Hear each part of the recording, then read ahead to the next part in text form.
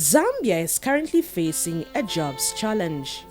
Despite high levels of economic growth averaging 7.9% between 2007 and 2013, Zambia continues to face a jobs challenge.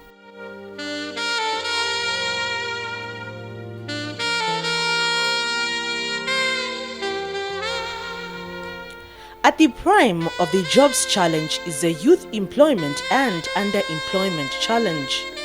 The youth constitute the majority of Zambia's population, with 81% of the total population below the age of 34 years, while 86% of the labor force is between 15 and 34 years of age. The 2012 labor force survey indicates that only 16% of the youth are unemployed. It further revealed that where the youth are employed, 84% of these jobs are in the informal sector, and usually the youth are employed as casual workers. Recently, government reiterated its commitment to improving the lives of the Zambian youth by launching the revised National Youth Policy and Action Plan for Empowerment and Employment. The policy's outcome, among other things, includes creating 80,000 jobs for the youth per annum. This is to be done through empowering youths to own successful businesses and also to improve their employability. It is with this background that the Zambia Institute for Policy Analysis and Research ZIPA, in collaboration with the International Development Research Centre IDRC of Canada, held a youth consultative workshop dubbed Exploring Youth Preparedness in Benefiting from Employment and Empowerment Opportunities in Zambia.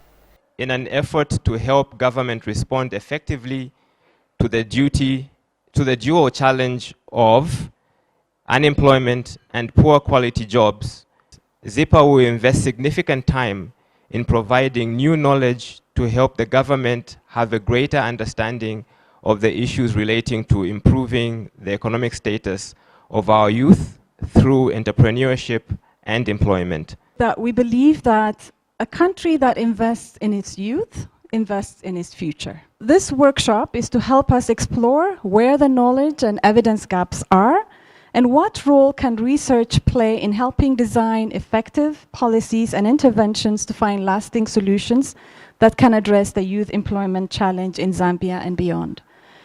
The workshop, consisting of youths from diverse backgrounds, assessed the preparedness of the youths in benefiting from empowerment and employment opportunities in Zambia.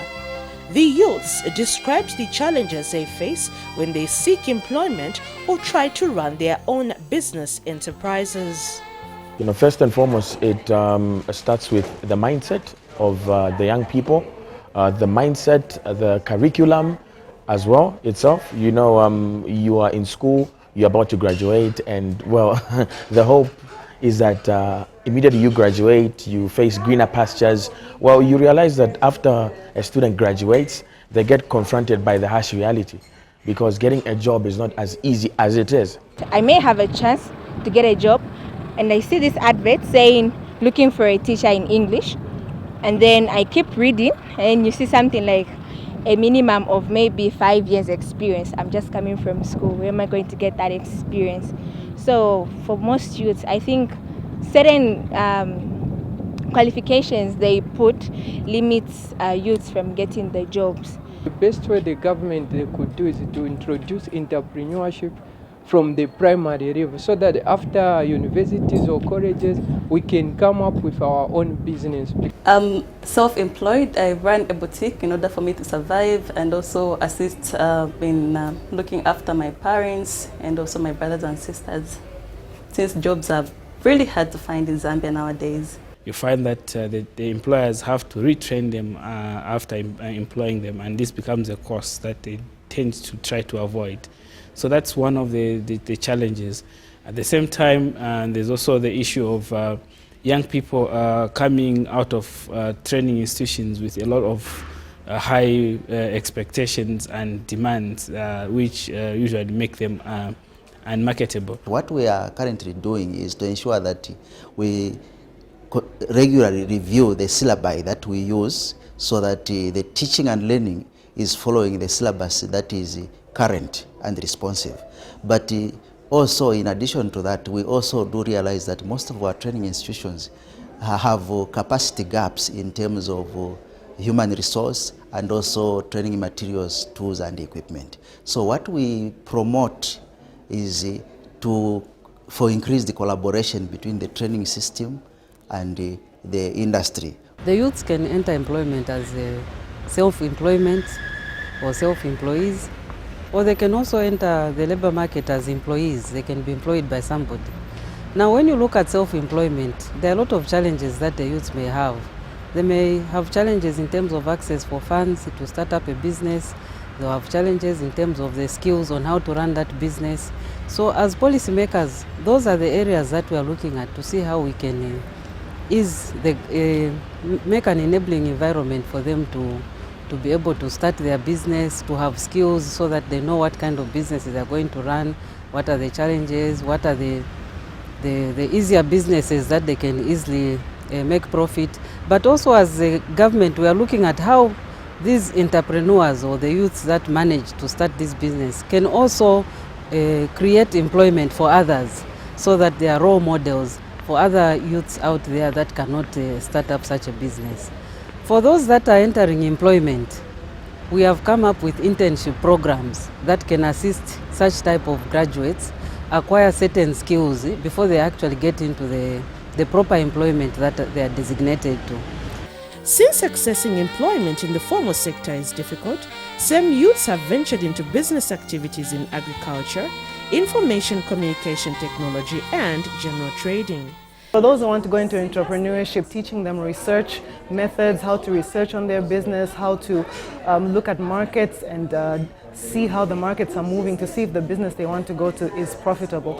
So I think that mentorship is very, very important to learn from those who have gone before us.